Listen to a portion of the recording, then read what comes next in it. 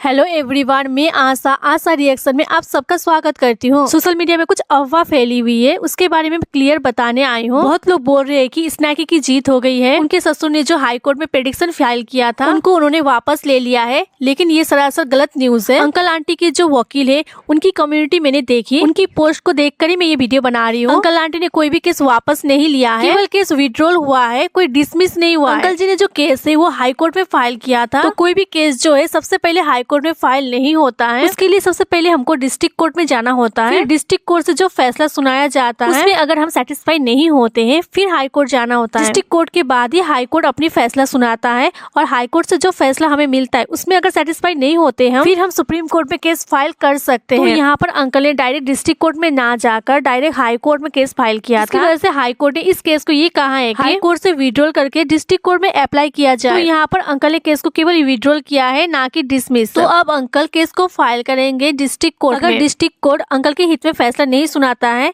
या फिर uncle satisfy नहीं होते हैं कोर्ट के फैसले से, उसके बाद अंकल हाई कोर्ट पे जाकर केस फाइल कर सकते हैं। यहाँ पर केवल केस विड्रॉल हुआ है, ना कि किसी के डर से केस वापस लिया गया है। अंकल के केस के बारे में कुछ भी आपको जानना है तो आप पूजा मैम को फॉलो कर लीजिए, जो कि उनकी वकील है, वहीं से आपको सटीक जानकारी मिलती है। इधर उधर के अफवाहों में बिल्कुल विश्वास ना करें। कुछ अंधभक्त को मैंने देखा जो बोल रहे थे कि स्नैकी की जीत हो गई, स्नैकी की जीत हो गई। तो उन अंधभक्तों को मैं बता दूं ज्यादा खुश होने की जरूरत नहीं है, सभी डिस्ट्रिक्ट कोर्ट में जा रहा है। तो कुछ लोगों का कहना है कि यहाँ पर स्नैकी ने 5 केस किया है। अंधभक्त को मैं बता दूं कि उन्होंने क्या केस किया है, उन्होंने अभी तक कोई प्रूफ नहीं रखा है, जो हर बात को प्रूफ करने के लिए रिकॉर्डिंग डालती है। अगर उसने 5 केस किया है तो उसका भी वो प्रूफ डाल सकती थी, लेकिन उसने कुछ भी प्रूफ शेयर नहीं किया है। तो हम किस यहाँ पर बोले कि हाँ उसने केस किया है? उन्होंने केवल अपने मुंह से बोला है कि हाँ मैंने किया है केस, बाकी उन्होंने कुछ भी प्रूफ शेयर नहीं किया है, ना तो द बॉट के चैनल के बारे में और ना ही सेकंड हस्बैंड के एक्सीडेंट की केस हो। लेकिन उनके इन-लॉज ने जो भी केस फाइल किया है उसके प्रूफ रखे हैं सोशल मीडिया पे, चाहे वो द बॉट के बारे में हो चाहे कोर्ट में केस फाइल करने के विषय पर हो। कुछ लोग बोल रहे हैं कि स्नैकी को धमकी मिली है केस वापस लेने के लिए। सबसे पहली बात तो ये है कि स्नैकी ने कोई केस किया है उसका कोई प्रूफ है ही नहीं। दूसरी बात ये है कि स्नैकी को अगर धमकी मिली है केस वापस लेने के लिए